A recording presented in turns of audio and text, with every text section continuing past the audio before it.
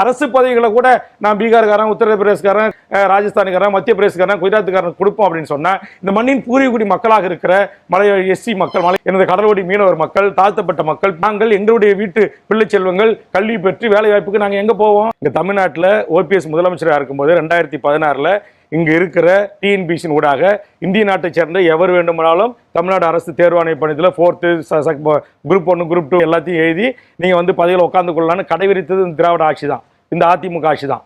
ஆக இந்த அதிமுக ஆட்சி செய்த அநியாயத்தை இப்பதான் திமுக ஆட்சி வந்த பிறகு நான் முதலமைச்சர்கிட்ட சொல்லி ஒரு சட்ட திருத்தத்தை கொண்டு வந்து பிடிஆர் அவர்கள் சட்டத்தை கொண்டு வந்து இப்பதான் அதை மாத்திருக்கேன். அதுக்கு தான் நான் சொன்னேன், இந்த தாய்நாட்டை தாயகமாக கொண்டவர்கள் அப்படின்னு சட்ட திருத்தத்தில் ஒரு வரியை சேருங்கன்னு சொன்னேன்.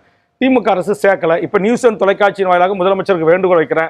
அன்னைக்கு சட்டமன்றத்தில் அந்த சட்டத்தை நிறைவேற்றுகின்ற போது என்கிட்ட ஒத்துக்கிட்டாரு பிடிஆரும் முதலமைச்சரும். கண்டிப்பா நீ சொன்ன இந்த சட்ட திருத்தத்தை நாங்க அடுத்த கூட்டத்தொடரில் சேர்க்கிறோம். நாங்க இன்னி வரைக்கும் சேர்க்கல. அப்ப இதை தடுப்பது யாரு?